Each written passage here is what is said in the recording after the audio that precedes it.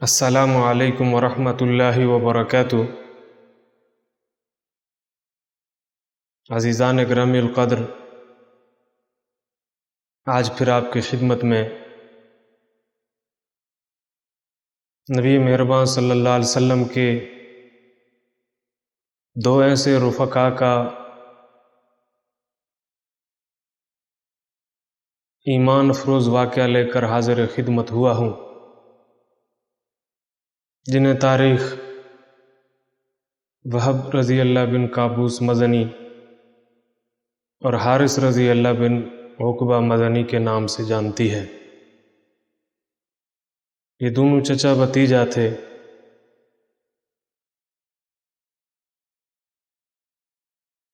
لیکن کس قدر بلند مقام سے ہمکنار ہوئے، سماعت فرمائیے گا۔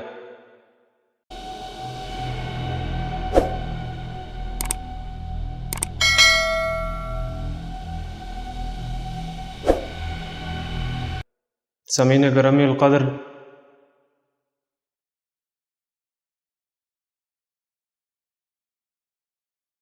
آج جن کا تذکرہ کرنے ہم جا رہے ہیں، یہ وہ خوش نصیب لوگ ہیں کہ سیدنا عمر بن الخطاب رضی اللہ تعالیٰ عنہ کے سامنے جب کبھی معرکہ احد کا عشق و مستی والا واقعہ کھلتا اور بات چیت چلنا شروع ہوتی، تو حضرت عمر رضی اللہ تعالیٰ عنہ فرط جذبات میں ایک بات کہتے تھے کہ اے کاش احد کے دن جس طرح وہب رضی اللہ بن قابوس مدنی نے شہادت پائی ہے، اس طرح شہادت مجھے نصیب ہو جاتی۔ فارس الاسلام، فاتح عرب و عراق، سیدنا سعد بن ابی وقاص رضی اللہ تعالیٰ عنہ کے سامنے جب احد کا واقعہ کھلتا اور اس کا تذکرہ شروع ہوتا،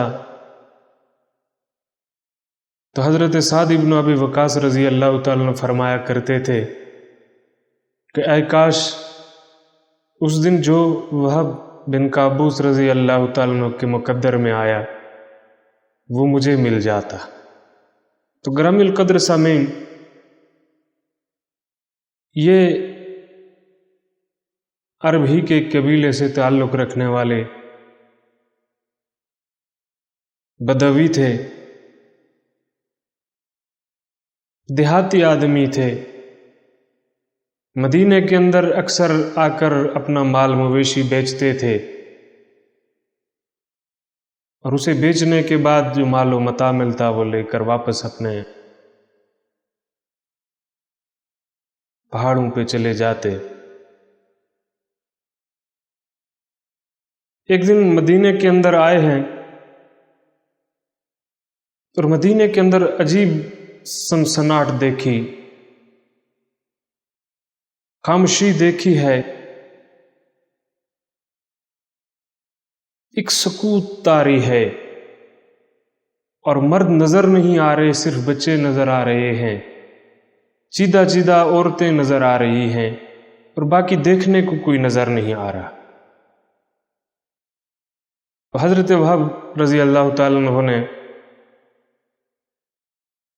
مدینے کے ان بچوں سے، عورتوں سے پوچھا کہ آپ کے مرد کدھر چلے گئے ہیں؟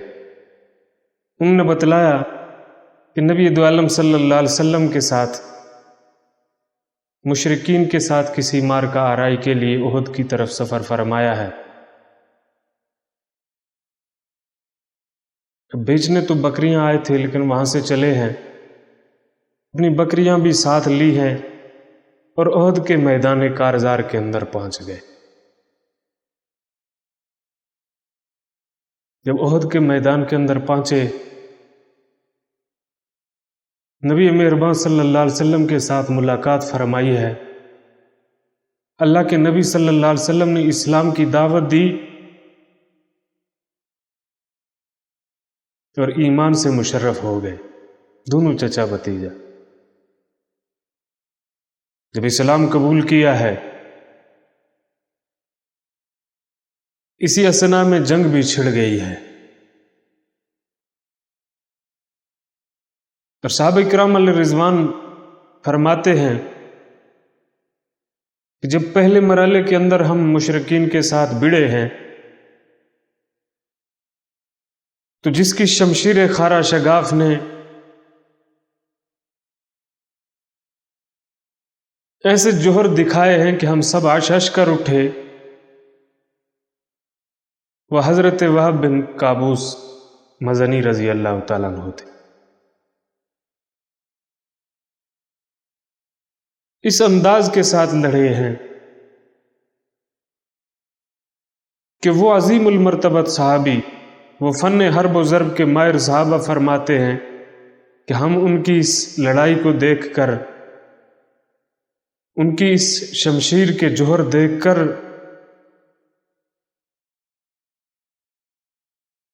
عش کر اٹھے، اور اس جرت کے ساتھ لڑے ہیں کہ جرت بھی آفریں پکار اٹھے، مشرکین کے پاؤں اکھڑ گئے۔ جب مسلمان مال غنیمت سمیٹنے لگے اور نبی دو عالم صلی اللہ علیہ وسلم نے جو درے پہ معمور کیے تھے، ان میں سے ان 50 صحابہ کرام علیہ رضوان میں سے 40 جو نیچے اتر کے مال غنیمت جمع کرنا شروع ہو گئے اور صرف 10 بندے رہ گئے۔ اب اکرمہ رضی اللہ بن ابی جہل اور سیدنا خالد رضی اللہ بن ولید اس درے سے پلٹے ہیں اپنے لشکر کو لے کر، اور درے پہ معمور اس دستے کے کمانڈر اور وہ جو 10 صحابی رہ گئے تھے، انہوں نے مزاحمت تو کی ہے لیکن کفار کی کثیر تعداد کے آگے وہ زیادہ دیر ٹک نہ سکے، اور انہوں نے جو پلٹ کر میدان کے اندر مسلمانوں پہ حملہ کیا ہے تو مسلمانوں کی صفیں ٹوٹ چکی تھی۔ اب وہ ٹولیوں کی شکل میں تھے اور انہیں منظم ہوتے ہوئے جو وقت لگا ہے، اس وقت کے اندر جب مسلمان ٹولیوں میں بٹ چکے تھے، کفار کے کئی دستوں نے نبی دو عالم صلی اللہ علیہ وسلم کا نرغہ کیا ہے۔ کفار کے ایک دستے نے جب نبی دو عالم صلی اللہ علیہ وسلم کو نرغہ کر کے حملہ کرنا چاہا تو اللہ کے نبی صلی اللہ علیہ وسلم نے فرمایا، کون ہے جو ان کا منہ پھیر دے؟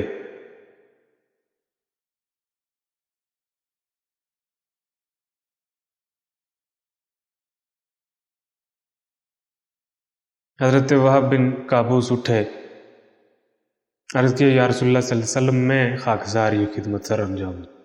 اور اس جرت کے ساتھ صحابہ کہتے ہیں لڑے ہیں کہ ان کے منہ پھیر کے رکھ دی۔ جب وہ دستہ پیچھے ہٹا ہے تو پھر ایک اور تازہ دم دستہ آیا ہے اور پھر نبی دو عالم صلی اللہ علیہ وسلم پہ حملہ آور ہوا ہے۔ جب یہ دوسرا دستہ نبی دو عالم صلی اللہ علیہ وسلم پہ حملہ آور ہوا تو پھر اللہ کے نبی صلی اللہ علیہ وسلم نے پکارا ہے کہ ان سے میری حفاظت کون کرے گا؟ تو حضرت وہب بن قابوس اٹھے اور پھر ان کے ساتھ اس بے جگری کے ساتھ لڑے ہیں، اس جرت کے ساتھ اور اس فن حرب و ضرب کے ساتھ لڑے ہیں کہ ان کے چہرے بھی پھیر دی۔ اب تیسرا تازہ دم دستہ پھر نبی دو عالم صلی اللہ علیہ وسلم پہ حملہ آور ہوا ہے۔ پھر اللہ کے نبی صلی اللہ علیہ وسلم نے پکارا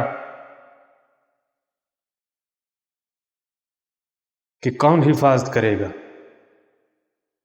پھر سیدنا وہب بن قابوس رضی اللہ تعالیٰ اٹھے اور پھر حملہ آور ہوئے ہیں، اور مورخین نے لکھا ہے کہ اس دستے کے ساتھ اس طرح کی جنگ فرمائی ہے، چونکہ اس سے پہلے نبی دو عالم صلی اللہ علیہ وسلم نے فرمایا تھا، اے اللہ میری اس رضاکار پہ رحم فرما۔ اور جب تیسری مرتبہ اٹھے ہیں تو اللہ کے نبی صلی اللہ علیہ وسلم نے فرمایا، جا جنت تیرا انتظار۔ کوئی نماز نہیں پڑھی، کوئی روزہ نہیں رکھا، کوئی زکوٰۃ اور حج نہیں ہے،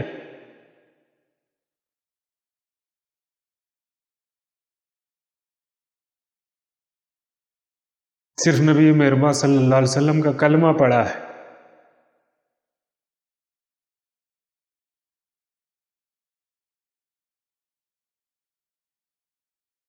اور اتنی مختصر سی زندگی کے اندر اسلام کی حضرت وہب بن قابوس رضی اللہ تعالیٰ عنہ کو اس مقام بلند پر پہنچا دیا کہ بڑے بڑے جلیل القدر صحابہ اکرام علیہ رضوان آپ پہ رش کرنے پہ مجبور ہو گئے تھے۔ اب یہ اس وارفتگی کے ساتھ اس تیسرے لشکر کے ساتھ مقابلے کے لیے اترے ہیں کہ اس پورے جتھے کا صفایا کر کے رکھ دیا، اور واپس جب پلٹنا چاہے تو ایک دوسرے جتھے کا انتخاب کیا ہے اور اسے بھی طے کرنا شروع کر دیا۔ اسی اثنا کے اندر مشرکین نے نرغا کر کے آپ رضی اللہ تعالیٰ عنہ کو شہید کر دیا، اور صحابہ فرماتے ہیں کہ اس جلیل القدر انسان کے جسم پر کوئی جگہ ایسی نہیں تھی جہاں پہ زخم نہ لگا ہو، اور 20 زخم کے متعلق تو صحابہ کرام کہتے ہیں کہ ایسے تھے کہ ان میں سے ایک زخم بھی اگر انسان کو لگ جائے تو اس کی موت یقینی ہو جاتی ہے۔ چنانچہ مشرکین کا جب اتنا نقصان کیا ہے تو انہوں نے ایک اور ظلم کیا کہ آپ رضی اللہ تعالیٰ عنہ کی ناش کا مصلح کیا ہے۔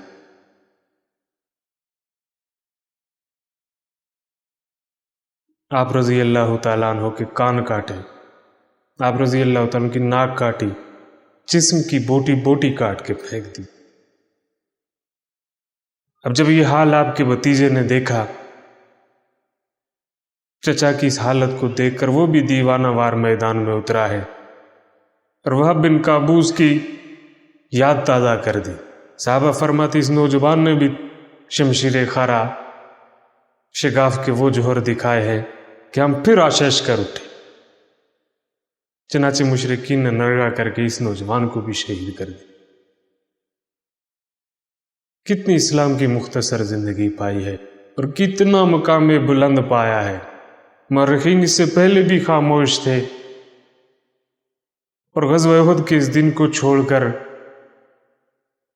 اس کے بعد بھی خاموش ہیں، لیکن اس مقام پہ پہنچ گئے کہ آج قیامت تک آنے والے مسلمانوں کی پلکوں پہ بٹھا دیا، ان کی محبتوں اور عقیدتوں کا محور اور مرکز بنا دیا۔ رضی اللہ عنہم ورضوا عنہ، رضی اللہ عنہم ورضوا عنہ۔ تو حضرت سعد بن ابی وقاص رضی اللہ عنہ فرمایا کرتے تھے کہ میں نے میدان حرب اور ضرب کے اندر اس دل جمی، اس جرت، اس بہادری کے ساتھ جس طرح وہب بن قابوس لڑا ہے میں نے اپنی آنکھوں سے آج تک نہیں دیکھا۔ اتنا بڑا جرنیل اسلام یہ کہہ رہا ہے، اور نبی دو عالم صلی اللہ علیہ وسلم نے جو محبت کا اظہار فرمایا کہ جب یہ دونوں شہید ہو گئے، شام کو جنگ تھمی ہے، تو اللہ کے نبی صلی اللہ علیہ وسلم خود ان کی قبر اطہر پہ تشریف لائے۔ قبر کھدوائی جا رہی ہے، تب تک اللہ کے نبی صلی اللہ علیہ وسلم ان کے پاؤں کی سمت کھڑے رہے ہیں۔ جب قبر تیار ہو گئی تو اللہ کے نبی صلی اللہ علیہ وسلم نے اپنا قیمتی چادر اتاری، سرخ